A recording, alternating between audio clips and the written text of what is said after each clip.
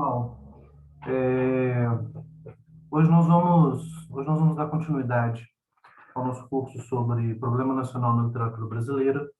E hoje nós vamos começar, vamos dizer assim, um terceiro módulo, né? Um último momento em que nós vamos conversar sobre Mário de Andrade e as vanguardas. Nós já tivemos, né, uma conversa sobre o Alencar, tivemos também uma conversa sobre o Machado e agora nós vamos para uma conversa sobre o Mário de Andrade. Vão ser três conversas sobre o Mário e essa nossa primeira conversa ela vai ser dividida em duas partes, né? A nossa primeira aula sobre o Mário ela é pensada a partir do seguinte problema: qual que é a relação que se estabelece na obra do Mário, na década de 1920, entre o problema nacional e as vanguardas artístico-literárias, né? Nós temos aí, o Mário, ele é ao mesmo tempo, né, um representante da inovação artística e cultural, do vanguardismo literário. O Mário é o autor do Prefácio Interessantíssimo, ele é o autor do A Escrava que Não é Isaura, ele é um defensor da arte moderna, da arte de vanguarda, e o Mário é também, na mesma década de 20, o escritor que não vai para Paris, que se recusa a sair do país e que vai viajar ao Brasil, que vai fazer uma viagem para o norte, pelo nordeste do Brasil, que vai entrar a Amazônia adentro e que vai se transformar, vamos dizer assim, num desses escritores do começo do século XX que simbolizam, de alguma forma, a busca por uma nacionalidade, por uma particularidade brasileira, né? Então, o Mário ele é representante dessas duas coisas. Na nossa cabeça tá tanto o Mário das viagens, o Mário, por exemplo, que em 1924 vem a Minas Gerais fazer as viagens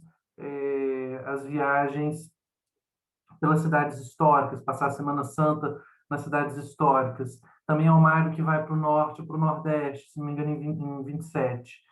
Também é o Mário que está na semana de 22, que vai para Minas, mas vem para Minas, mas vem para Minas junto com o Blaise Sandra. Então, é o Mário de Andrade que admite, vamos dizer assim, essas duas determinações. Então, eu dividi essa conversa em duas, né? Ou seja, nessa primeira conversa, que eu vou postar de forma separada, porque senão a aula fica muito grande. Então, eu vou postar para a aula de hoje dois vídeos, né? Esse primeiro, em que nós vamos conversar sobre o que é vanguarda, eu vou tentar explicar para vocês o que é vanguarda, e um outro em que nós vamos discutir especificamente os textos do Mário. Então, são duas partes, né? Uma em que eu vou discutir o que é vanguarda, outra em que eu vou discutir o trabalho do Mário propriamente. Então, vamos lá para a para nossa apresentação. Então, aqui, enfim, nós vamos discutir esse problema. Vamos lá, então. A nossa primeira pergunta aqui dessa aula extra, vamos dizer assim, é a seguinte: o que são vanguardas? O que são vanguardas? O que é uma vanguarda? Né? Quando a gente fala, eu aposto que vocês já ouviram muito essa expressão, fulano é um autor de vanguarda e tal. O que essa palavra significa, né? Bom, o termo vanguarda é um termo de origem militar. Vanguarda significa aquela parte do exército que enfrenta o inimigo numa batalha, né? Ou seja, é a parte que está mais avançada. Então, a vanguarda é o cara que vai na frente, ok? É a primeira fileira. Ou seja, é o cara que é mais corajoso, porque ele é o cara que vai morrer primeiro, né? Ele tem muito mais chance de morrer do que o cara que está lá no meio, que está lá no final. Ou seja, eu vou para uma batalha, o cara da vanguarda é o que está lá na frente, né? O Lenin retoma essa expressão e ele dá um significado político à noção de vanguarda, né? Ou seja, o Lenin vai conceber lá no famoso livro O que Fazer, de 1904, se não me engano, o Lenin vai conceber o Partido Comunista como a vanguarda da classe trabalhadora e é essa vanguarda que exige a revolução. Então, a ideia do Lenin é a vanguarda da classe trabalhadora, é aquele segmento da classe trabalhadora que está dentro do Partido Comunista, cuja função é fazer com que convencer o resto da classe trabalhadora da necessidade da revolução, né? Ou seja, é aquele que está na frente. né? É aquele que vê primeiro, é aquele que experimenta primeiro, que vivencia primeiro, né? E no século XX, XIX, XX, essa expressão, esse termo vai ser aplicado também para os artistas, né? Ou seja, vai ser aplicado para grupos de artistas que propõem uma inovação num determinado campo artístico. Ou seja, vanguarda, a princípio, é a galera que propõe alguma inovação, vamos dizer assim. E aí eu queria começar com vocês a conversa, na verdade, dando uma volta. Nós vamos começar dando uma volta, por quê? Nós vamos começar, ao invés da gente discutir literatura, ou seja, ao invés de eu discutir o que é vanguarda na literatura, eu queria dar uma volta e discutir um pouquinho com vocês o conceito de vanguarda nas artes plásticas. Eu queria usar como exemplo, é claro que o que eu estou falando aqui sobre a definição de vanguarda se aplica também à literatura, mas eu queria, porque na segunda parte da nossa conversa de hoje, a gente vai, vou ler poemas, vou ler trechos do Mário com vocês e tal, discutindo literatura. Então, nessa primeira parte, para variar um pouquinho o repertório, eu queria trabalhar com vocês a noção de vanguarda na pintura, nas artes plásticas. E eu queria começar também porque isso tem um elemento fundamental, né? Na década de 20, 10 e 20, que é quando surge a vanguarda no Brasil, existe uma confluência muito grande, uma simbiose muito grande entre as formas de arte. Então, quando a gente tem lá na Semana de 22, a gente tem, por exemplo, um grupo de poetas, um grupo de artistas plásticos, a gente tem um grupo de músicos, então a gente tem o Mário de Andrade, o Oswald, o Manuel Bandeira, o Bandeira não vai, aí alguém, se não me engano, o Ronald Carvalho lê um poema do Bandeira, e aí você tem também as pinturas, o Di Cavalcanti, o Brecheret, e você tem essas figuras todas, vamos dizer assim, é, que estão participando, e a música do Villa-Lobos, ou seja, você tem uma simbiose artística, né? A discussão, o que eu estou querendo dizer é o seguinte, é que a discussão sobre vanguarda no século XX no Brasil e a forma como o Mário de Andrade intervém no problema, né? Ela não leva em consideração uma distinção muito nítida entre uma coisa e outra. Ou seja, quando o Mário de Andrade está discutindo vanguarda, ele está discutindo vanguarda tanto do ponto de vista literário, claro, especificamente literário, mas ele está pensando também em música, em artes plásticas, um tanto de coisa. Então, um pouco para a gente variar isso, eu queria discutir com vocês o sentido de vanguarda na pintura. E também eu coloquei alguns fatos aqui que atestam para vocês, vamos dizer assim, o fato de que há essa simbiose da discussão, né? Essa galera que fala de vanguarda, eles estão pensando nas mais variadas formas de arte. Então, você tem, por exemplo, uma primeira exposição, que é do Lazar Segal, que é um artista estrangeiro, que vem ao Brasil, faz uma exposição em 1912, de onde eu tirei essa imagem. Vocês podem ver que já é uma imagem que a gente facilmente identifica com a vanguarda, né? É uma imagem que você não tem, não se obedece às regras da perspectiva, né? Todas as coisas são desenhadas como formas geométricas elementares, né? Basicamente triângulos. Tudo ou quase tudo aqui é composto de triângulo, né? Ou seja, é uma imagem nitidamente vinculável, vamos dizer assim, aquilo que na nossa imaginação nós entendemos que seja arte de vanguarda. O Lazar faz essa exposição em 12, mas não tem grandes repercussões. Depois a Anita Malfatti faz uma exposição em 17, e aí isso explode, isso estoura, né? Você tem uma polêmica gigantesca em 1917, capitaneada pelo Monteiro Lobato, que publica críticas contundentes à exposição da Tarsila da exposição da Anita Malfatti. E o Mário de Andrade é uma das figuras, vamos dizer assim, talvez a mais proeminente delas, que sai em defesa, já em 17, da Anitta. Então, só para vocês verem como que existe uma simbiose, como que a discussão sobre a arte moderna no Brasil, ela surge numa inter-relação muito intensa entre as várias formas de arte, né? Outros dois acontecimentos aqui que atestam essa inter-relação, né?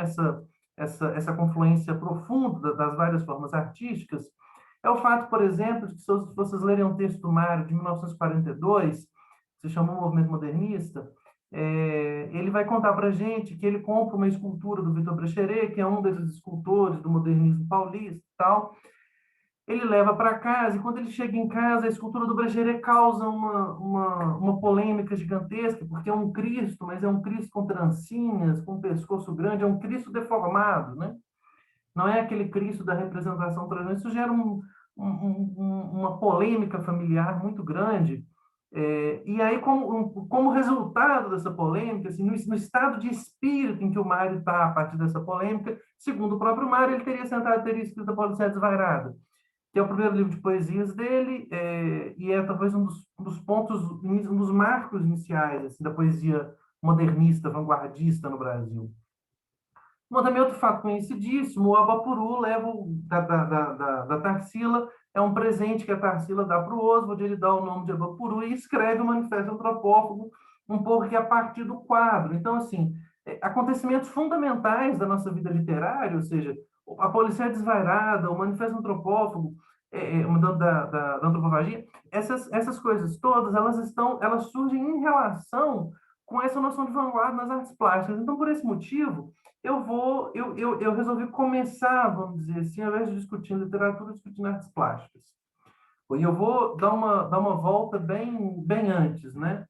Porque aqui é o seguinte, quando a gente fala em arte de vanguarda, no caso da pintura, a vanguarda artística, ela se insurge contra uma coisa chamada arte acadêmica, né? Então, o Lazar Segal, quando ele faz isso daqui, ele está se insurgindo contra aquilo que a gente chama de arte acadêmica.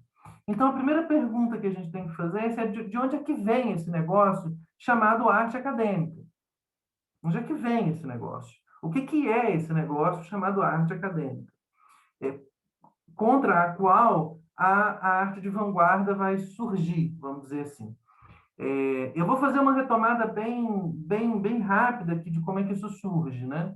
Bom, talvez o ponto inicial dessa história tá lá em 1300 com o Giotto, né? O Giotto, ele promove o primeiro rompimento drástico, né, com a arte medieval. Essa história é uma história com muitos começos, né? Assim, a gente poderia voltar antes e enxergar outro começo. Assim. Enfim, é uma história com muitos começos. Mas eu decidi colocar aqui o Giotto como um dos começos, o começo que eu escolhi para ser o começo dessa história, né? Que eu estou contando para vocês, que na verdade é um pouco a história da arte ocidental. O Giotto, ele promove um primeiro rompimento drástico, né, com a arte medieval, quando ele descobre o espaço na representação pictórica, né? O Giotto vai ser responsável por fazer representações que levam em consideração o espaço entre uma figura e outra, ou seja, o Giotto é um pouco o primeiro artista moderno que vai ter essa ideia de olhar para as coisas e representá-las não segundo uma tradição pictórica de como representar aquilo e representar como se ele estivesse imaginando uma cena na cabeça dele, né? Ou seja, as pinturas do Giotto, elas são pinturas, é claro que elas são pinturas tradicionais que levam em conta a tradição, mas elas são, vamos dizer assim, um dos primeiros momentos, um dos primeiros pontos da arte ocidental em que você tem essa marcação da descoberta da cena, do espaço, né?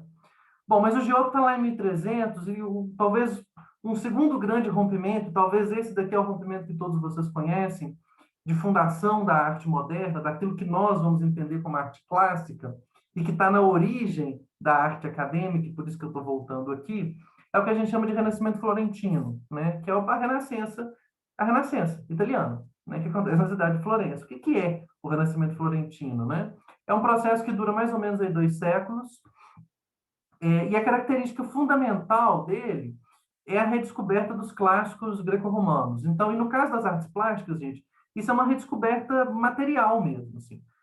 A galera olha para as esculturas, para os templos, para os objetos que restam, para as ruínas da antiguidade, e começam a desenhar e a tentar fazer prédios que imitem a arte da antiguidade clássica. Ou seja, você está na Itália, você vai a Roma, em todos os lugares você tem ruínas do Império Romano, você tem ruínas na Grécia, então você vai, você olha aquelas coisas, você começa a desenhar e você começa a imitar aquilo, né?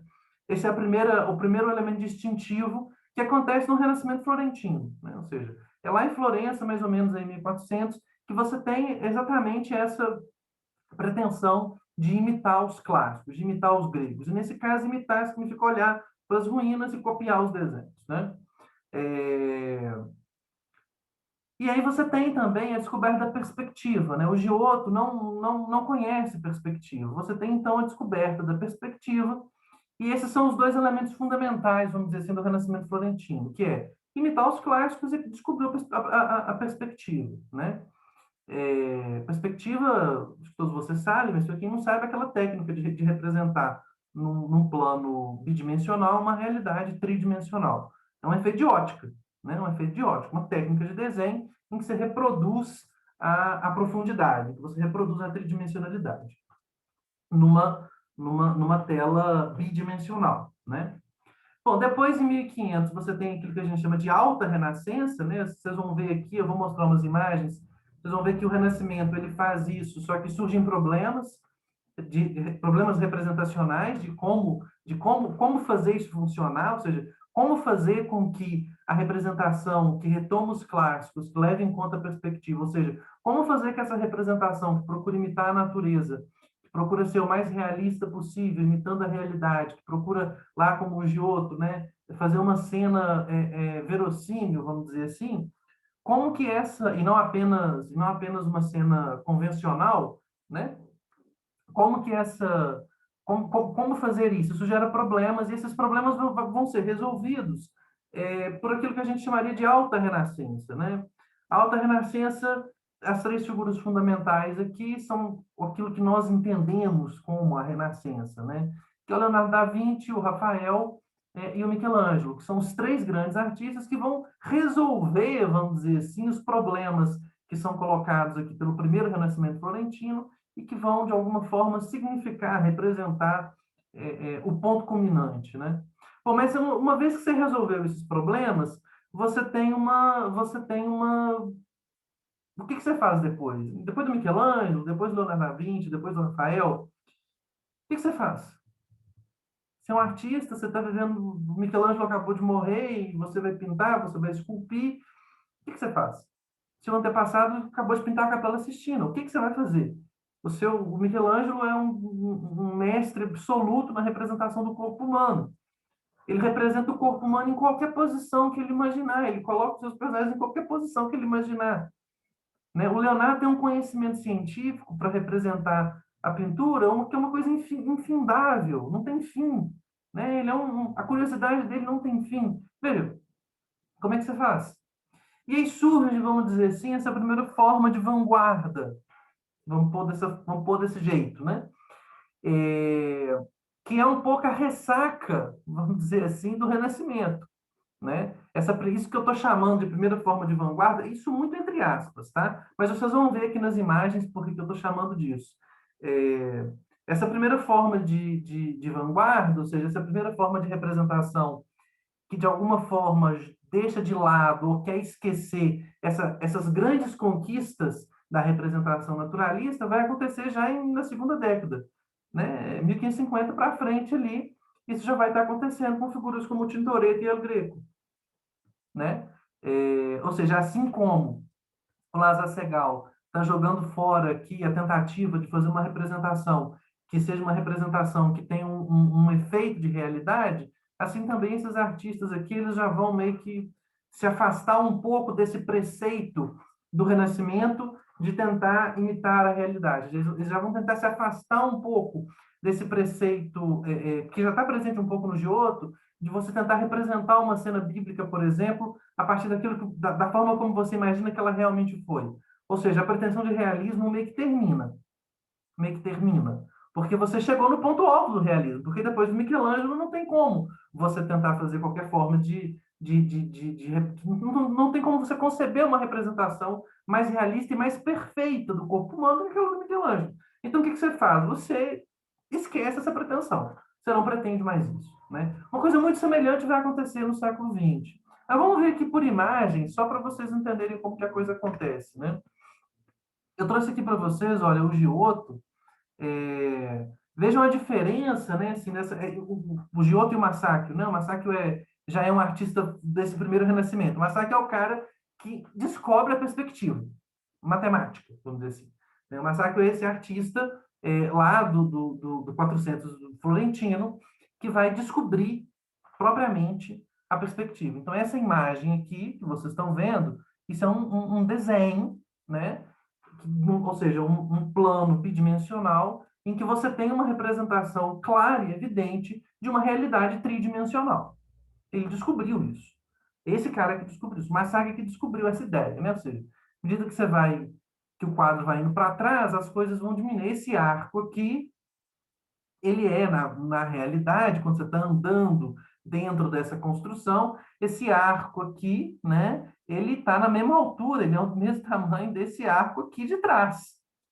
Só que na hora de representar, você não pode representar dos mesmos tamanhos, senão você não consegue representar uma realidade tridimensional num plano bidimensional, sem ter essa técnica, por exemplo, de tudo que está mais distante você vai reduzindo. Isso é perspectiva. A regra matemática lá para você fazer isso. O Massacre descobre isso, né? E aqui vocês estão vendo, né? Essa representação dele. Observem também as colunas clássicas. Isso aqui ele está olhando para as ruínas e está desenhando. Ele está olhando para as ruínas e ele está desenhando, ok? Isso aqui é o massacre. Isso aqui é aquilo que a gente poderia dizer como o primeiro... Aliás, esse quadro, ele é meio que o primeiro grande documento da descoberta da perspectiva e do começo do Renascimento. Mas um século antes, você já tem o Giotto, né? Observem que aqui no Giotto você não tem muito bem isso. Você não tem aqui no Giotto essa precisão para a representação do espaço. Mas observem como que aqui no Giotto você já tem o problema do espaço. Você já tem o problema do espaço colocado, né? Se vocês observarem, os braços abertos e deformados, né? Enfim, os braços estão até muito abertos, mas eles dão uma sensação profunda de espaço, né? O rosto dessa pessoa que não aparece, né? O corpo do Cristo caído, aqui você já tem uma concepção de espaço que não está presente na arte medieval. A arte medieval não tem isso. A arte medieval é um plano, é chapado. Você não tem nenhuma pretensão de representar o espaço. Você não tem nenhuma pretensão de representar o vazio que há entre um sujeito e outro, entre uma pessoa e outra. Você não tem essa pretensão na arte medieval, né? Porque a arte medieval é convencional. Você desenha aquilo lá e aquilo lá significa a realidade, a verdade religiosa tentando representar. O Giotto não. O Giotto ele já pretende fazer uma representação fidedigna, né? Pictoricamente fidedigna do espaço. Mas o Giotto ainda não descobriu essa possibilidade técnica da perspectiva. Se a gente levar a palavra vanguarda ao pé da letra, vamos dizer assim, se a gente tirar o significado histórico que a gente está tentando dar de vanguarda lá no século XX, o Massacre é vanguardista na época dele. O Massacre, o Giotto, todo mundo aqui é vanguardista na sua época, né? Ou seja, essa galera que está na frente do processo, ok? E aí você tem também, e aí vejam aqui mais uma vez, né, um outro quadro do Piero della Francesca, que são artistas dessa primeira escola florentina, né? São artistas que estão convivendo aqui com essas primeiras descobertas. Observem como que Piero della Francesca, mais uma vez, né? Observem a representação acurada da perspectiva, né? A perspectiva é muito bem feita, ou seja, ele constrói as linhas, né? As linhas vão para um ponto de fuga e tal, as construções aqui também. A perspectiva é perfeita, a perspectiva é perfeita. As colunas, né, classicizantes e tal, mas observem como que as figuras, e aqui está o primeiro problema, vamos dizer assim, que essa pretensão de uma representação realista coloca, né? Observem como que o quadro é um pouco disforme, o quadro não tem muita unidade, né? Ou seja, tem esse grupo aqui conversando, as figuras são meio duras, né? As figuras, veja, elas são representadas também um pouco elas são representadas com profundidade, mas elas estão duras, elas não conseguem muito se relacionar, muito se movimentar, elas são figuras muito duras, né? E o quadro, de alguma forma, perde um pouco a sua unidade, né? O quadro não tem muita unidade, né? Ele está representando do ponto de vista da perspectiva perfeita, maravilhoso, mas a relação desse grupo com o grupo de cá, né? Desse cara sentado, olhando, ele está olhando para cá, mas não parece exatamente que ele está olhando para cá, né? Esse outro aqui que está chicoteando, essas duas figuras de costa, essa da frente, esse aqui provavelmente o Cristo, né? Sendo açoitado e tal, Mas não existe uma relação muito clara entre os elementos da imagem.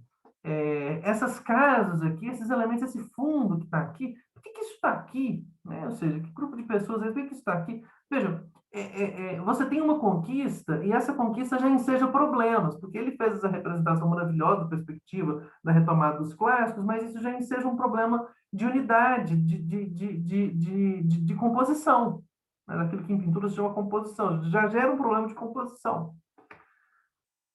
Aqui também um outro quadro muito interessante também para pensar isso do ponto de vista da composição e da harmonia, né? Ou seja, do ponto de vista da perspectiva, o quadro é muito bom, esse quadro do Pollaiuolo. O quadro é muito bom, mas esse Martírio de São Sebastião. E ele tenta, de alguma forma, aqui, ele tenta criar um jogo de figuras. Observem que as figuras, elas estão... O quadro é meio que espelhado, né? Essas figuras, elas estão meio que espelhadas, assim. Você tem aqui essas duas figuras, e aqui nesse primeiro plano você tem esses dois olhando, mas em posições divergentes, e aí você tem aqui um de costas e um na frente. Exatamente, ele está tentando, vamos dizer assim, solucionar esse problema aqui dessas figuras desse quadro meio sem graça, né? Esse quadro meio sem vida, o quadro é duro, é sem vida. Ele consegue representar a profundidade, mas ele está sem vida, né? Outra coisa aqui muito interessante é que você não tem uma transição boa entre essa montanha e essa parte de baixo. Eles estão aqui num monte, né? Em cima de um monte, eles estão acima dessas outras figuras, né? E você não tem uma transição boa aqui. Ou seja, do ponto de vista da composição, o quadro é muito problemático. As figuras são meio duras, né? As figuras são muito. As figuras não, elas não têm o movimento das figuras não é muito bom, embora o desenho seja perfeito, mas a composição, o movimento, não. É, Bom, esse trechinho que eu trouxe aqui é da História da Arte do Gombrich, que é, enfim, um livro-texto fundamental se você quer entender um pouquinho melhor a história da arte, né? Um dos primeiros, assim, a que você deve recorrer, né? Então, o Gombrich está comentando aqui esse quadro do Pollaiuolo. Cada descoberta em alguma direção gera uma nova dificuldade em algum outro ponto, né? Logo que o novo conceito de fazer do quadro um espelho da realidade foi adotado, essa questão de como dispor as figuras, ou seja, da composição, que é essa questão que está colocada aqui, como você vai dispor essas pessoas no quadro, né? É, Deixou de ser tão fácil de solucionar, porque na Idade Média era muito fácil de solucionar. Como você não tem o problema do espaço, você faz composições convencionais, né? Na realidade, as figuras não se agrupam harmoniosamente, nem se destacam nitidamente contra um fundo neutro, né? Que é o que seria a solução medieval. Veja, a solução medieval para isso daqui é o quê? Você pinta de dourado a parte de trás, você ignora o ambiente. Quando você pinta de dourado a parte de trás, você não pretende mais representar a realidade, mas você resolve uma série de problemas de composição, né? Por outras palavras, havia o perigo de que o novo poder do artista havia o perigo de que o novo poder do artista arruinasse, está erradinho aqui, o seu preciosíssimo dom de criar um todo aprazível e satisfatório. Ou seja, o todo do quadro, né, tanto esse quanto esse, isso daqui um pouco também, o todo do quadro não é aprazível. As figuras não estão bem colocadas, elas não estão bem postas, né? E são exatamente esses problemas que essa geração que a gente conhece como a Alta Renascença, ou seja, o Leonardo, o Rafael e o Michelangelo, que essa geração vai resolver, né? O Leonardo, se não me engano, é o mais velho deles, depois vem o Michelangelo, depois o Rafael, que é o mais novinho. O Michelangelo é o que tem, acho que, a vida mais longa de todos, embora o Rafael também viva muito. E essas três figuras são as três figuras que vão resolver todos esses problemas, né? Ou seja, eles estão guardados, vamos dizer assim, eles são lembrados pela história da arte como grandes artistas, como grandes figuras, em parte porque eles resolvem todos esses problemas, né? Michelangelo, por exemplo, é uma figura Por exemplo, essa dificuldade aqui que esse cara está tendo, tá vendo, para desenhar esse cara abaixado, e olha como que a forma como ele desenha os músculos, né, do personagem e tal, como que essa perna tá meio fora de jeito, né? Ou seja, isso aqui o Michelangelo é um mestre para fazer. Isso aqui nunca ficaria desse jeito com o Michelangelo, né? Esse outro cara também, de coisas, eles estão em posições esquisitas. O Michelangelo representaria isso daqui com uma maestria absoluta, porque ele é um escultor e quando ele vai desenhar, ele é um especialista em desenhar o corpo humano. E qualquer imagem do Michelangelo que vocês peguem, ele resolve esse problema. Ele resolveu esse problema, o Michelangelo resolveu esse problema, né? Que está ensejado por essa nova descoberta de tentar fazer uma representação que leve em conta a imitação e não exatamente a convenção, né? Aqui esse trecho também é do Gombrich comentando o Leonardo, né? Talvez só possamos apreciar totalmente a extraordinária façanha de Leonardo nessa composição, ele está comentando aqui a Santa Ceia, né?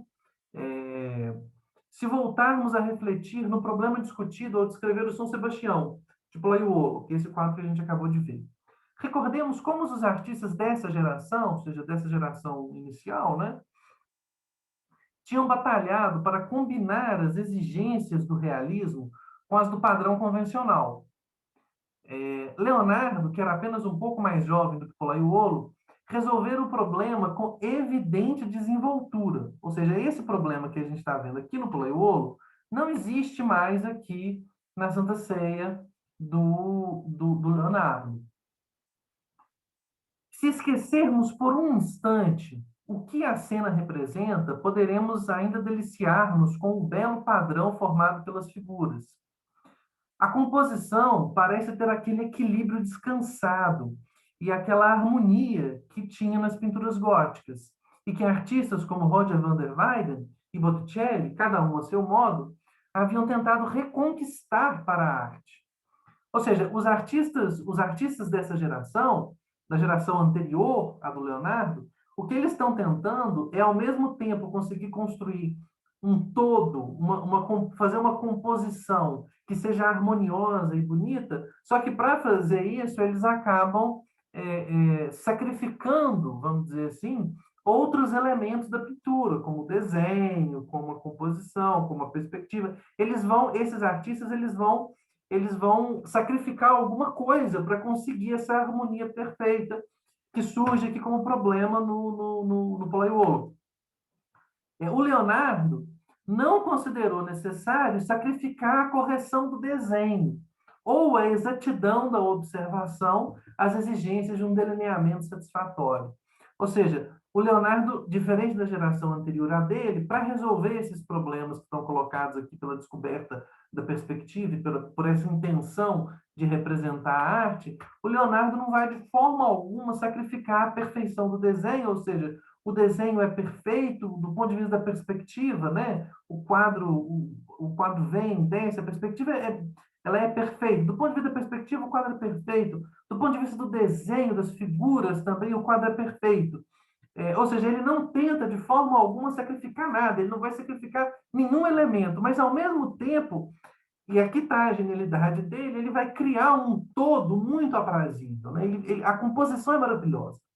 Ou seja, isso que esse cara tenta fazer aqui, que o Pollaiuolo tenta fazer com esse jogo, né, dessas figuras espelhadas e tal, essa tentativa de variação, não sei o quê. Isso que o Pollaiuolo vai tentar fazer aqui, né? Aqui ele representa um prédio, aqui uma montanha, o rio que vai vindo. Isso que o Pollaiuolo tenta fazer aqui de forma meio desajeitada, no quadro do Leonardo é perfeito. É perfeito. Né? A composição é harmoniosa e ele não sacrificou nada para resolver isso. Ele não sacrificou nada, ele literalmente resolveu o problema que estava colocado pelo seu predecessor, né? Pela geração anterior à sua. Mas o Leonardo, assim como o Leonardo, o Michelangelo, o Rafael também vão resolver problemas, vamos dizer assim. Né? Eles vão resolver problemas que estão colocados pelas gerações anteriores em relação à representação. E eles vão constituir, vamos dizer assim, esse primeiro grande momento de representação realista na arte, nas artes plásticas, na pintura, na escultura, no desenho, tá? Bom, e aí a grande questão é a seguinte, a partir do momento que esse cara fez isso daqui, o que eu vou fazer? Quando esse cara faz isso daqui, o que resta para eu fazer? né? Resta abandonar a pretensão, vamos dizer assim, de é, resta eu abandonar a pretensão de uma representação realista. Eu não posso mais pretender fazer uma representação realista uma vez que o Michelangelo fez o que ele fez. Eu tenho que mudar a minha pretensão, né? E que está um exemplo de um quadro de Tintoretto em que essa intenção realista ela já não está mais tão presente assim, né?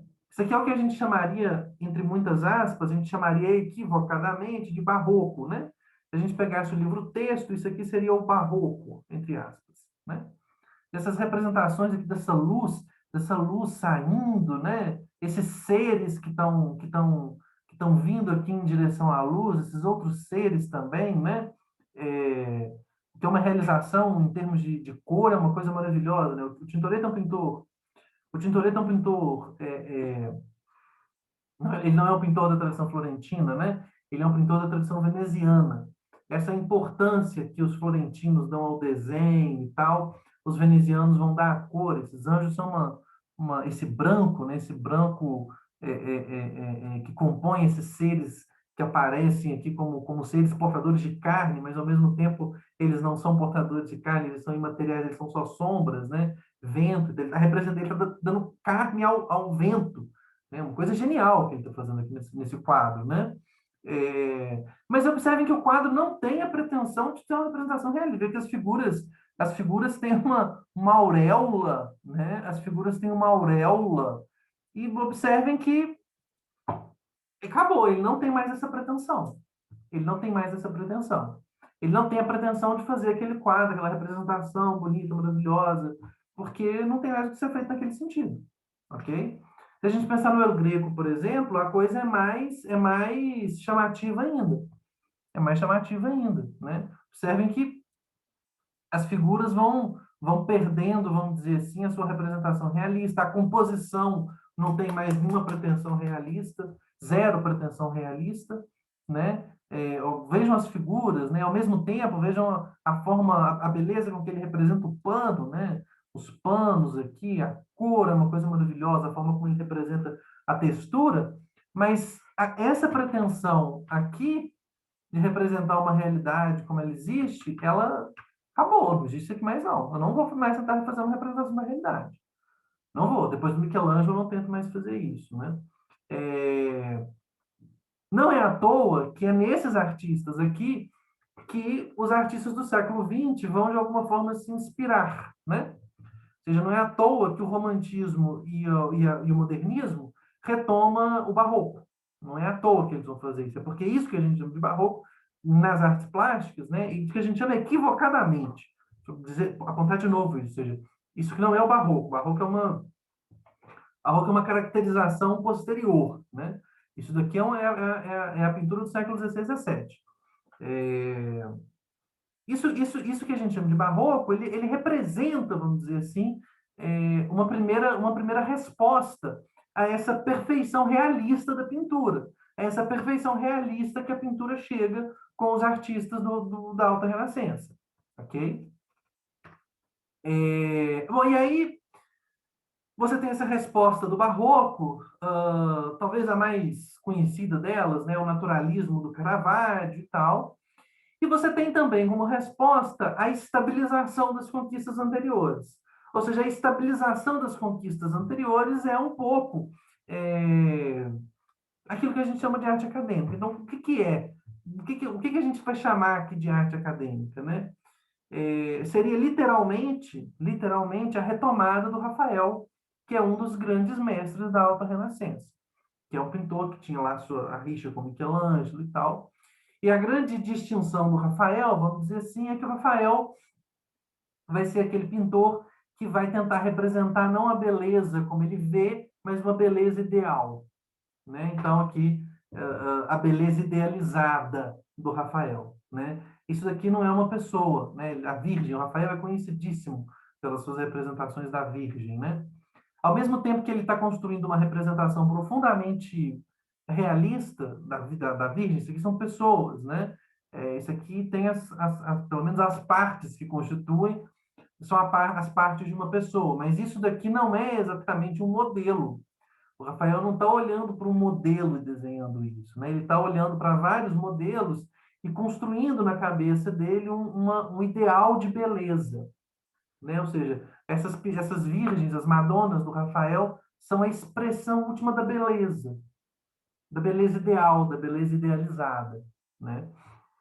Essa é a contribuição, vamos dizer assim, do Rafael lá no período da Alta Renascença, né? E o que a arte acadêmica tenta fazer, então, é um pouco isso, é representar uma beleza idealizada, né? Vejam que esses rostos eles não existem. Isso aqui não é rosto de pessoas que existam. Isso daqui é o rosto, uma figura idealizada, né? Os primeiros pintores que vão se propor a fazer isso, que vão falar, ó, nós que transformam isso num programa, porque eles transformam isso num programa, né? Nós vamos imitar os antigos, nós vamos imitar a grande pintura do Renascimento, nós vamos imitar o Rafael, nós vamos fazer uma pintura que seja uma recuperação da beleza ideal, e quem vai fazer isso é o Guidureni e o Carracci. São esses dois pintores que vão fazer que vão ser assim os pais ou os fundadores da arte acadêmica, daquilo que a gente chama de arte acadêmica. Ou seja, essa arte acadêmica é uma outra resposta para essa grande crise da arte. Ela é a reinstitucionalização dessa grande forma de arte, ok? Então, e aí eu coloquei aqui também para vocês, né? Talvez as figuras mais relevantes, né, é o Poussin e o Claude Lorrain, né, que são o Nicolas Poussin, são os pintores franceses, aí isso vai para a França, né, ou seja, começa na Itália, mas o Carracci, o Guidureni, são pintores italianos, mas isso tem uma prevalência muito grande na França, né. Ou seja, contra o que as vanguardas do século XIX, do final do XIX e XX, contra o que as vanguardas se rebelam? Contra a arte acadêmica, contra o modelo acadêmico. O modelo acadêmico é isso que eu acabei de explicar para vocês, é uma dessas respostas à perfeição que chega à arte do Renascimento, né? E o que eles vão, e essa é a institucionalização da vertente rafaelesca, vamos dizer assim, da pintura do Rafael. Então, o que eles vão falar? Nós vamos copiar os clássicos, nós não vamos copiar a vida. Então, quando eu represento uma pessoa, então, eu coloquei aqui um quadro do Poussin, um quadro famosíssimo do Poussin, o Etna Arcadia Ego, ou seja, quando eu represento essas pessoas aqui, eu não estou representando pessoas. Isso aqui não são pessoas, né? Isso daqui são representações ideais de pastores lá na Arcádia, ok? Existe uma prevalência do desenho e da composição, né, da proporção e da perspectiva sobre a luz e a cor, né? Observem que existe um sol perene, um sol permanente aqui, né? Você tem essa prevalência, vamos dizer assim, do desenho perfeito, ou seja, você tem que, antes de você pintar o quadro, como é que você pinta o quadro nessa arte acadêmica? Você desenha, você faz estudo, você estuda cada uma dessas figuras, você estuda a posição em que as figuras estão, você estuda as roupas, você estuda a paisagem, você faz milhões e milhões de rascunhos de disquetes de cada uma das figurinhas e tal, da sua posição, do rosto, para você desenha, você trabalha a composição, qual que é a melhor forma de compor esse quadro, a proporção entre as figuras, a perspectiva que tem que ser obedecida, não sei o quê. Mas depois você vai pensar em luz, em cor, mas luz e cor são elementos que você coloca em cima do desenho. Cor é uma coisa que você põe em cima do desenho. Né? Isso é o preceito clássico, o preceito acadêmico, vamos dizer assim. Né? E existe também uma hierarquia de gêneros. Hierarquia de gêneros aqui é a seguinte: a natureza morta e a paisagem são gêneros baixos. Porque natureza morta e paisagem são gêneros de treino. Você está treinando a desenhar, você está treinando a fazer os desenhos. O retrato e a pintura mitológica, você já está se elevando, porque você já está tentando expressar uma ideia, né? E o gênero mais elevado de todos é o gênero histórico, é o gênero em que você representa uma cena histórica, né? A cena bíblica, uma cena da história nacional, né? Cena mitológica, que também é um gênero muito elevado. Ou seja, você tem literalmente uma hierarquia de gêneros. na pintura acadêmica. Esses gêneros são mais valorizados e mais importantes do que esses daqui. Sendo que esses dois aqui, os dois últimos, o Paisagem e Natureza Morta, que são exatamente os gêneros que as vanguardas do século XIX e XX vão valorizar mais, são gêneros de treino, para a gente treinar. Ok? Então, essa é a origem e isso que é a arte acadêmica. Isso daqui é o que é a arte acadêmica e é contra isso daqui que os escritores os pintores do século XIX vão se insurgir contra. Ok? É contra isso daqui. Bom, então, o que acontece? Na segunda metade do século XIX, é, Manet, né? Pré-impressionismo, vamos dizer assim. O primeiro movimento que eu vou colocar aqui, veja, mais uma vez, né, gente? Assim como eu coloquei lá o começo no Giotto, aquele começo é bem arbitrário, esse começo que eu estou colocando aqui também no impressionismo, ele é bem arbitrário também, eu poderia escolher outros lugares, né? Mas, enfim, vamos lá, porque essa aqui talvez seja a narrativa mais tradicional, mais fácil de vocês entenderem, né? Então, aqui você tem essa representação, esse quadro do Manet, é um quadro clássico do Manet. Observem como que o rosto que está representado aqui, né, é uma cena meio mítica, né? Assim, é uma coisa meio a ninfa, né? As ninfas, esses caras aqui e tal, essa natureza morta aqui no cantinho e tal, nessa paisagem. Mas observem que aqui há uma diferença profunda, é que o rosto dessa mulher, né, e o corpo dela e o rosto dela são de uma pessoa real, são identificáveis. Não é mais a expressão de uma beleza ideal, né? Ou seja, isso aqui parece uma pessoa de verdade, uma pessoa real que existiu, né? No mesmo ano, o Manet causa um escândalo gigantesco com o Olympia, né? Esse quadro famosíssimo, e a polêmica do quadro é o seguinte: ele representa uma mulher e ele representa uma mulher que existe de verdade, né? Esse é o rosto do modelo, ele está pintando a pessoa. Ele está olhando a pessoa e ele pintou o rosto da pessoa. Ele não pintou a beleza abstrata, ele não pintou a beleza ideal, né? E aí o próprio Manet, a partir do seu contato ali com o grupo dos impressionistas, mais especificamente, né? Observe a diferença, né, gente, de 63 para 68. O próprio Manet vai entrar aqui no jogo do impressionismo, né? A pincelada impressionista e tal. Observem como que o rosto, mais uma vez, isso aqui são rostos de pessoas, né? São rostos de pessoas, os rostos são feios, bonitos, mas eles não são essa expressão de uma beleza idealizada, né? O Monet, talvez a figura central do quadro, do movimento, né? Talvez central porque é o mais duradouro também, o Monet vive muito, né? Mas, enfim, o Monet é esse cara que, junto com o Renoir, o Degas, o Manet e tal, o Pissarro, essa é a galera que vai começar a se importar. Observem como que o elemento fundamental do quadro é a luz, né? Ou seja, o efeito óptico da luz e o efeito, como que a água, né? Como que essa água aqui, ela está espelhando essa realidade que está aqui. E como que ele representa sem recorrer ao desenho, né? Ou seja, o elemento fundamental aqui é você representar um instante, uma realidade instantânea, irrepetível. Essa realidade não se repete de novo, porque bate um vento e a forma como essa água está espelhando essas figuras, ela desaparece, é, desaparece completamente. Ou seja, esse momento ele é irrepetível, né? Mas você tenta representar a relação da luz com a realidade, né? No momento irrepetível, tá? Aqui vejam também o interesse dele, né? Pela bruma, né? O interesse dele pela neblina, né? Observem como que, embora a gente possa ver aqui, né, uma figura em pé com um remo, uma outra figura sentada, uma sombra de alguma coisa, né? É, Aqui também um outro barco, mas você não consegue distinguir as pessoas.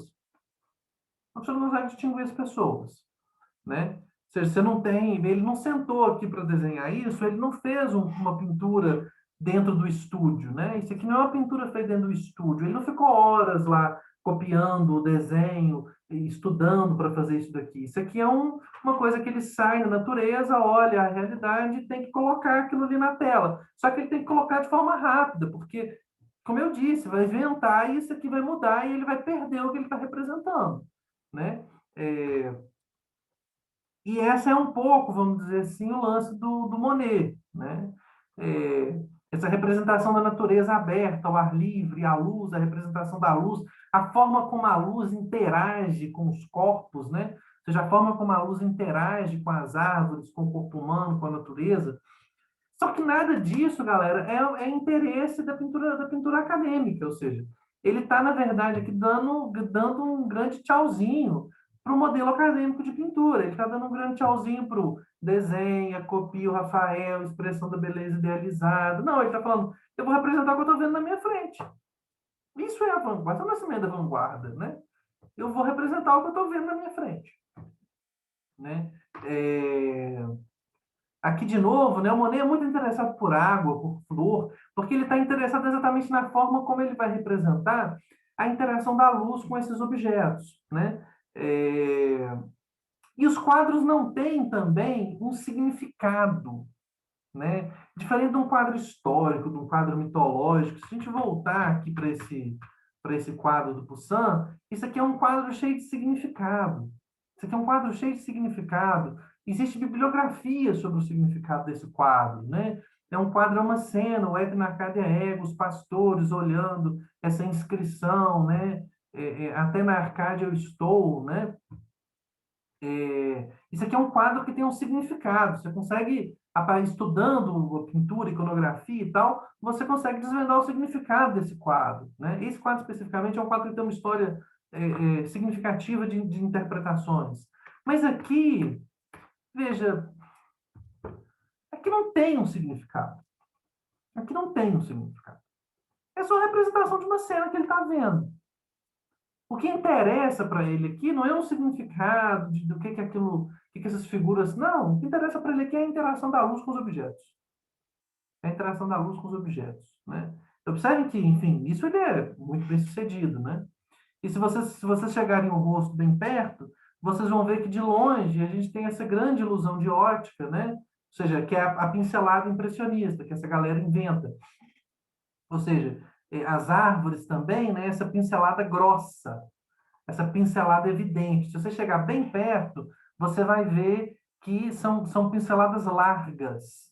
São pinceladas largas que ele tá dando para criar esses efeitos, né? Mesmo porque ele não tem muito tempo para pintar, porque daí um minuto bate o vento e acabou a pintura dele. E acabou aquela paisagem, né? Mas aí vocês veem que é efeito de ótica. Se chegarem perto, vocês veem que é efeito de ótica, né? Aqui de novo, né, as rosas, olhem as rosas, as figuras que você não consegue identificar, que você não consegue desvendar, não tem rosto, né? Cada coisa dessa daqui é só uma pincelada, um risco na tela, né? Observem aqui, né? Olha que coisa interessante que ele faz, o efeito que ele tá tentando representar, né? Esse lenço, né, lenço transparente na frente do rosto dessa moça, olha como que a representação é maravilhosa, assim, ele consegue, a representação é perfeita. Observem a sensação de vento que ele está representar. O tema desse quadro é o vento, muito mais do que a moça. Esse quadro é uma tentativa de captar o vento, a existência do vento. Assim como aqui, o vermelho dessas rosas. Aqui, essa água, esse reflexo. Ou seja, ele inverteu, observem que ele inverteu completamente esse negócio aqui, ó. O gênero mais alto não é o gênero histórico, que tem um significado, um herói, não. Ele quer fazer essas pinturas aqui mesmo, assim, ele está interessado no vento. Ele quer entender como é que ele vai representar o vento. Aqui, de novo, o mesmo efeito, né? E pinta repetidamente, né? Ele vai pintando de forma repetitiva os mesmos elementos, porque a cada vez que você olha para um elemento, ele está diferente, ou seja, esse quadro é diferente desse daqui. Nos dois, Eu diria que a questão fundamental é o vento, mas eles estão representados de forma diferente. As soluções de cor que ele tem aqui, né, e que ele tem aqui são muito diferentes. A relação, né, a luz, a luminosidade aqui é muito diferente da luminosidade aqui. Essa sombra, o sol está aqui atrás, né? Aqui a gente está olhando de um lugar em que a gente não tem certeza. Parece que está aqui, mas não tem exatamente certeza onde ele está, né? O sol. Aqui, veja, o interesse do Monet na fumaça contra o vidro, ele tentando representar a fumaça e o vidro, né? Tentando representar, ele está tentando representar o ar, né? Enfim, observem essa tentativa de representação, né? Com isso daqui. É claro que não é a mesma coisa, né, gente? Mas assim, é um pouco, existe uma retomada, uma ideia eles estão vendo esses artistas, eles estão se inspirando em alguma medida nessa galera, né? E aqui, de novo, vejo o Monet também é um artista interessadíssimo no jardim dele, né? Ele fica rico, né? Porque o impressionismo um sucesso danado depois de um tempo, fica rico, é, compra uma casa, faz um jardim e tal, e começa a pintar o próprio jardim. Olha ele pintando o próprio jardim, ele está tentando representar, tá vendo? A água, as flores em cima da água, o musgo caindo, ele está tentando representar a natureza, né?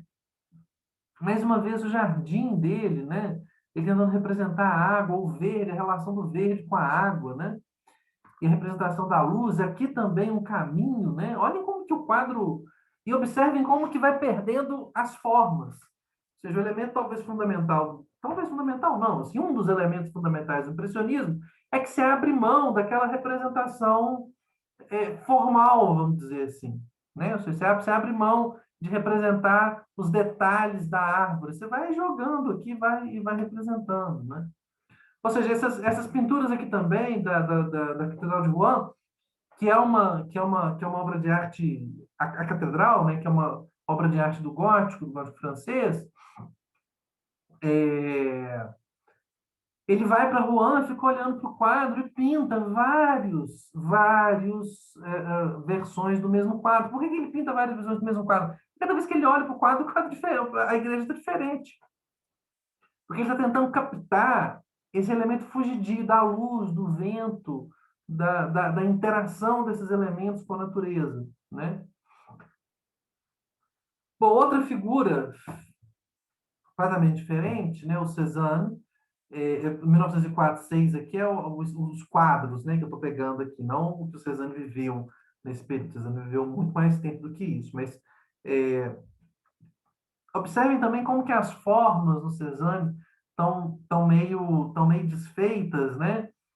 O Cézanne também foi um artista que, por um tempo, se relacionou com os impressionistas. Ele foi um impressionista por um tempo, mas ele tomou outros caminhos, né? Diferente do Monet, por exemplo, que fica um impressionista para sempre. O Cézanne não. O Cézanne ele passa pelo impressionismo e vai para outros lugares, né? E aí vocês veem aqui a forma como essas coisas, como ele está tentando representar essa paisagem, né? Essas formas sólidas. O Cézanne tem uma fixação com formas sólidas, né? Com rocha. Ele tem uma fixação com rocha, ele vai pintando rochas, ele tenta muito representar essas rochas e tal. E observem a herança nítida do impressionismo, né? Ou seja, essa pincelada mais rápida e tal, né? Mas, ao mesmo tempo, uma diferença muito fundamental, porque aqui pelo menos aqui, já fica mais evidente que o Cézanne já não está mais tão interessado no instante, né? É muito diferente, essa é a evolução dele. Assim, se você pega o Monet aqui, a catedral, ele quer captar o instante, ele quer pintar o instante, né? Aquele instante que passa. O Cézanne não. O Cézanne já está atrás de um pouco mais de harmonia, de composição, né? Ele quer uma pintura que consiga performar uma totalidade. Ele quer uma pintura que não capte só o instante, né? Mas, ao mesmo tempo, o Cézanne sabe que essa pintura que ele está procurando não é a pintura dos clássicos, ou seja, ele quer uma coisa mais sólida, ele quer uma pintura mais perene, que tem uma composição mais bem estruturada, mas, ao mesmo tempo, ele não vai procurar, e isso que ele está procurando, ele não vai achar na arte acadêmica. Ele não vai achar na arte acadêmica, a arte acadêmica não vai dar isso para ele, né? Mais uma vez, né? E observem como que ele vai cortando, né? É nessa tentativa dele de encontrar uma harmonia no quadro, de solidificar o quadro, e o quadro não ficar tão fluido e movimentado quanto o quadro dos impressionistas, observem como que ele vai transformando um pouco as estruturas em pinturas em formas geométricas. Né? Observem como que ele vai transformando a rocha, né, em forma geométrica. Mas ainda assim, observem a herança é evidente nessas árvores aqui, essa herança impressionista, vamos dizer assim, né? As naturezas mortas, as famosas naturezas mortas de Cézanne, ele tem várias naturezas mortas, que é o gênero mais rebaixado, o gênero mais simples, o gênero mais baixo, que agora é o grande elemento. Porque o que ele quer é estudar a forma. Né? O grande lance aqui é que o interesse dele, a paisagem, a natureza morta vira um grande gênero, por quê? Porque ele está tentando, ele está interessado em forma, ele está interessado em problema formal, ele não está interessado no conteúdo das imagens, né? Ele está interessado na relação de cor, no jogo de cores que ele está usando, né? Aqui você já não tem perspectiva mais daquele jeito, como você tinha antes. Aqui, isso aqui já não tem mais perspectiva como você tinha antes. Aqui, essa perspectiva, ela está alterada.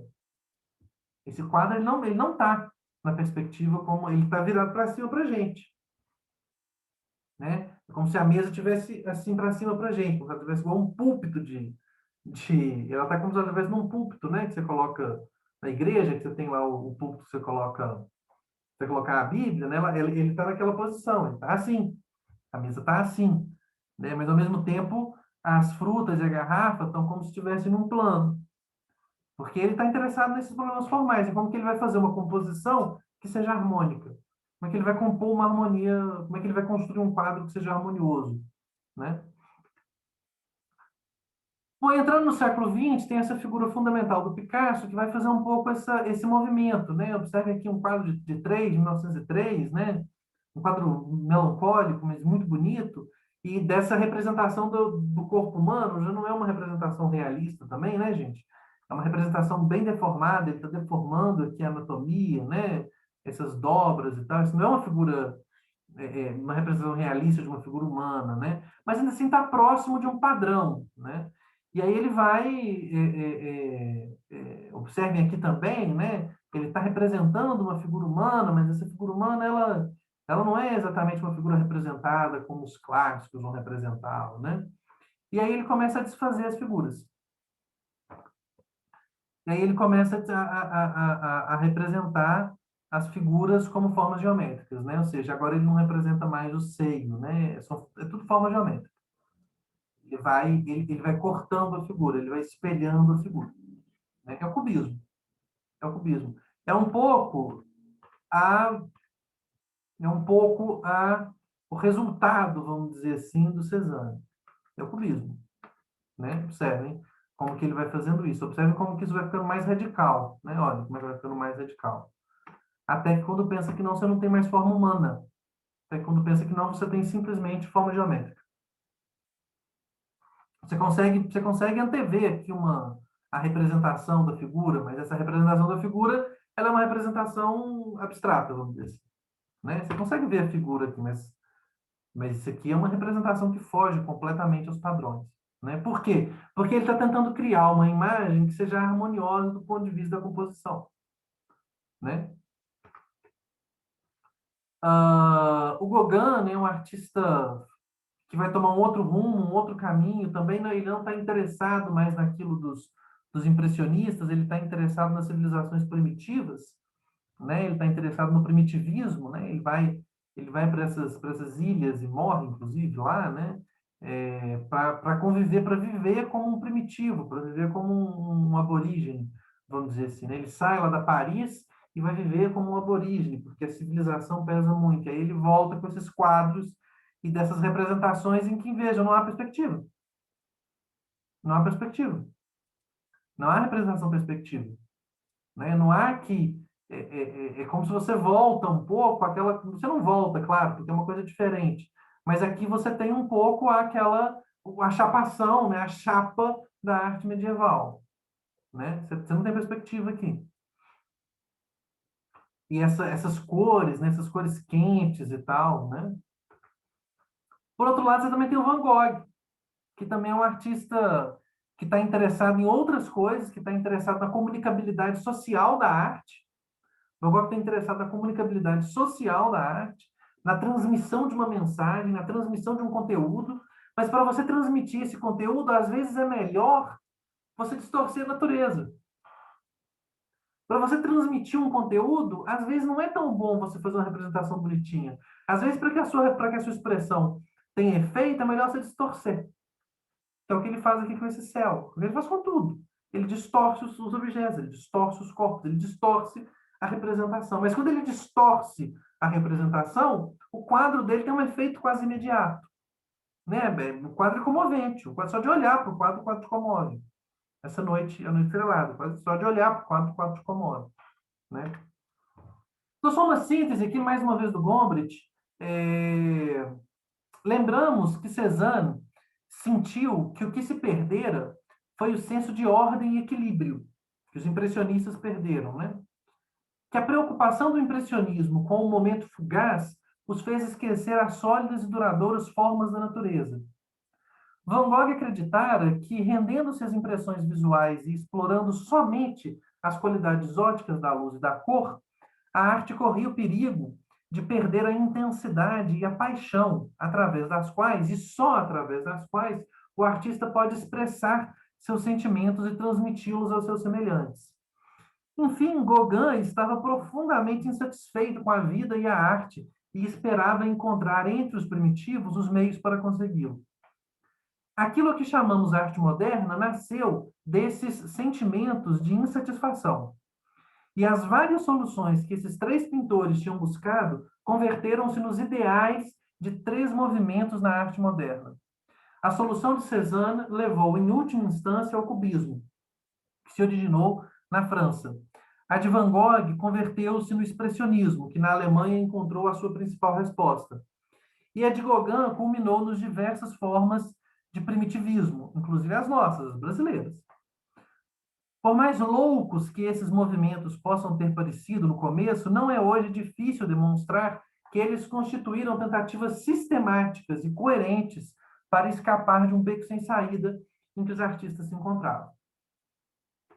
Bom, então, isso chega no Brasil, lá em 12 com o Segal, mas o Segal não tem nenhuma reverberação, vamos dizer assim. E aí, em 17, você tem a Malfatti, a Anita Malfatti, que faz essas pinturas que rompem completamente com a noção de uma representação acadêmica da realidade. O Brasil tinha, desde o século XIX, né, a Escola Imperial de Belas Artes, que, enfim, que é esse modelo acadêmico. Você olha, você desenha copiando, você vai para a Europa para olhar os quadros e copiar os quadros, você faz isso. E a Anitta está fazendo uma representação aqui que não olha para a realidade, ela representa esse homem amarelo. Isso aqui não é a cor de uma pessoa. Não é a cor de uma pessoa. Né? Aqui o interesse dela é na representação do vento e uma certa opacidade do olho, né? Como se as vistas estivessem um pouco opacas, né? E essa representação interessantíssima do vento que ela faz, essa árvore caindo, esse cara amarelo, isso aqui não tem nenhuma pretensão de representar a realidade mais, né? E é contra isso que Monteiro Lobato se levanta na polêmica, né? Aqui, de novo, esse retrato do Mário de Andrade, esse retrato esquisitão do Mário de Andrade, né? Esse fundo geométrico, aqui também nesse quadro dessa senhora, né? Esse fundo geométrico, essa representação grosseira, um pouco dos traços, né? A representação grosseira dos traços. Isso aqui tudo é o fim da arte acadêmica. Isso daqui, na verdade, é ela falando, olha, tchau para a arte acadêmica. Eu não vou mais fazer aquela representação de uma beleza idealizada. Eu não vou representar mais a beleza idealizada. Eu não vou seguir mais aquelas regrinhas de desenho, proporção, composição. Não, eu vou desenhar aqui e tentar me expressar, né? Aqui de novo, né? De novo, uma representação que não tem, que tem uma certa infantilidade até, né? Aqui tem uma certa infantilidade, um ar de desenho infantil, né? Pintura infantil, escolar, né? Ao mesmo tempo esse rosa maravilhoso que remete ao fim de tarde, né? E esse farol, essa figura do farol, uma pintura maravilhosa, mas não acadêmica, que não segue os preceitos acadêmicos, né? Mas observem que aqui na pintura da Tarsila é só vanguarda, você não tem nacionalidade. Da Anitta. Quando você chega na Tarsila, você já tem.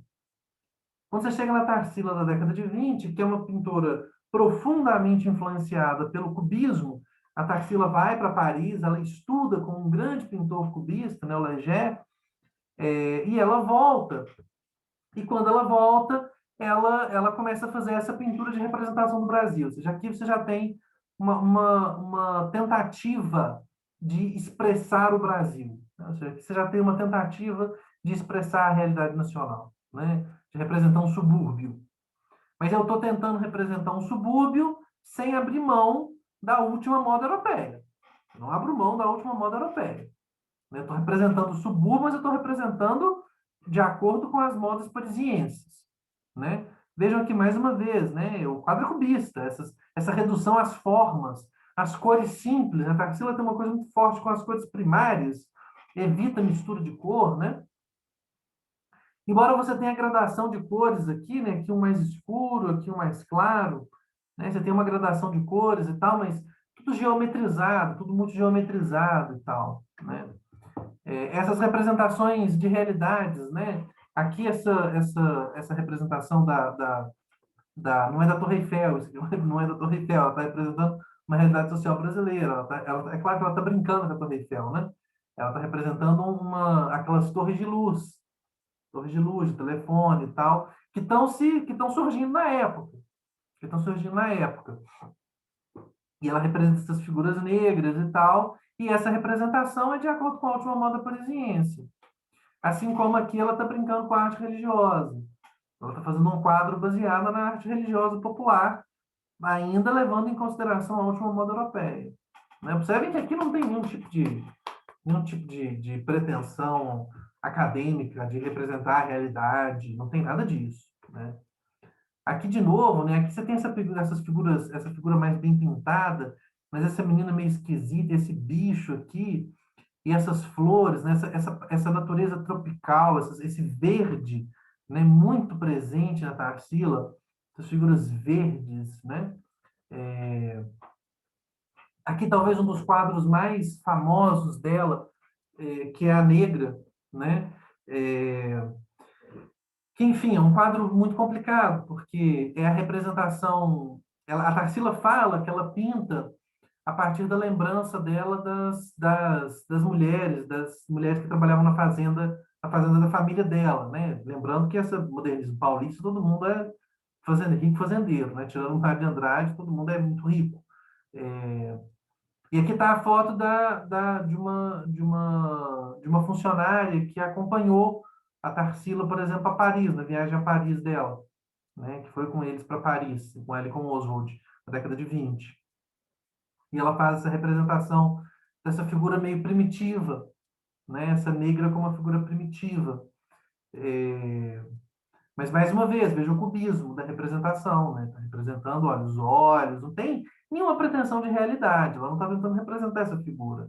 Ela está fazendo uma representação cubista, ela está fazendo uma representação que está lá na última moda parisiense, né?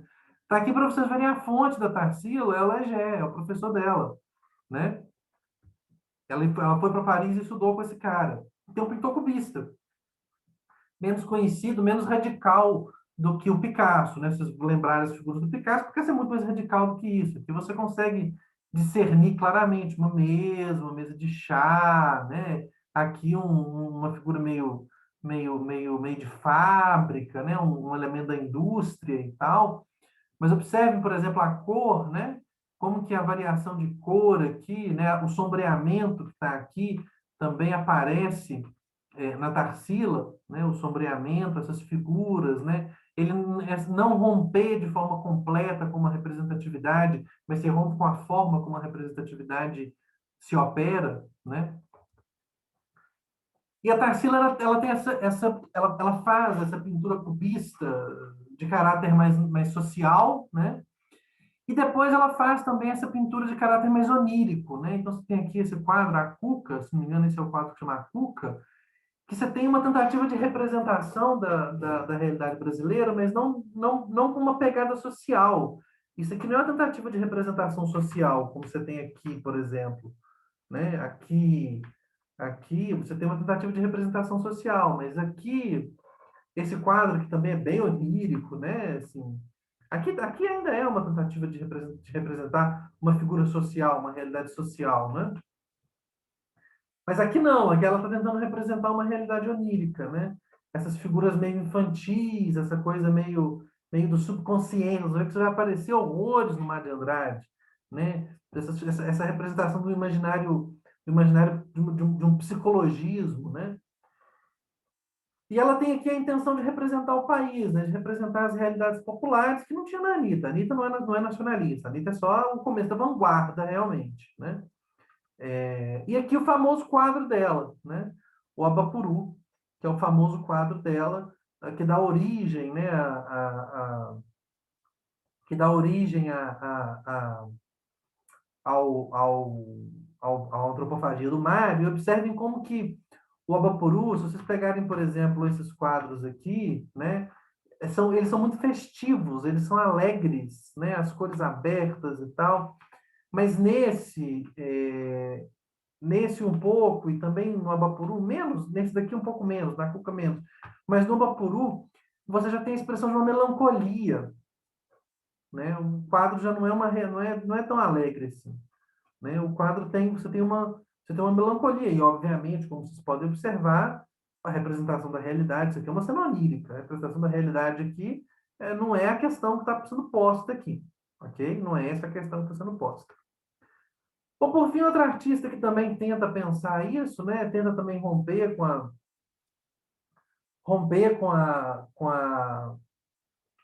representação acadêmica, né? O Di Cavalcanti, que é o grande artista da Semana de Arte Moderna, né? Tarsila, por exemplo, Tarsila e a Anitta não participam da semana. Tarsila não tem certeza. A Anitta não tem certeza, mas Tarsila não participa. Tarsila está em Paris. Tarsila chega depois, né? No modernismo. O Dia é o grande pintor da Semana de Arte Moderna. E veja essa tentativa de representação da roda de samba, né? O Dia, essa representação da mulata, né? Do ponto de vista pictórico, é muito menos interessante do que a Tarsila, né? Mas ele está tentando fazer essa representação icônica, né? Da mulata, da exaltação, das cores, as cores fortes, as cores quentes, né? Ou então, para a gente concluir, o que é vanguarda, né? A vanguarda ela é a destruição dos modelos tradicionais de representação em cada uma das artes específicas. A vanguarda ela envolve uma pesquisa formal, um experimentalismo para a constituição de novas linguagens. Isso significa que muita coisa é ruim, viu, gente?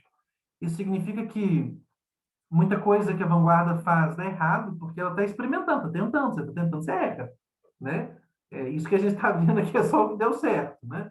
Mas muita coisa dá errado no meio do caminho, no meio do processo.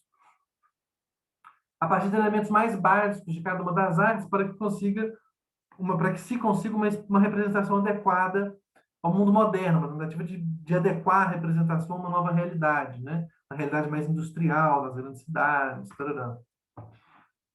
Tem uma pretensão de simplificar a linguagem artística, né? Lá do Gauguin, ou seja, essa linguagem ela precisa ser simplificada. Tem muita civilização aqui, né? Aproximando ela de uma expressão mais natural. Contra o formalismo, contra o excesso de civilização, né? Enfim, está lidando aqui também com os impactos da ciência moderna, da física moderna, né? O cubismo está lidando de forma muito direta com a física moderna e com a psicanálise. Vocês vão ver que vai surgir de forma gritante no Mar de Andrade, né? Mas, bom, eu dei essa volta toda para a gente chegar no Mário, eu vou cortar a aula, como eu falei para vocês. Essa primeira parte da aula era só para a gente pensar um pouquinho o que era vanguarda e para a gente pensar isso a partir de um outro lugar, ok? Eu vou deixar esse vídeo como aula optativa, como opção extra, e aqui a gente chega no nosso problema de fato, que é o Mar de Andrade, que é vanguarda e nacionalidade no Mar de Andrade, ok? Então, façam os comentários aqui, podem fazer perguntas, façam os comentários bonitinhos, E aí, no próximo vídeo, eu entro no Mário de Andrade a partir de tudo isso que a gente conversou até agora, gente. Tchauzinho.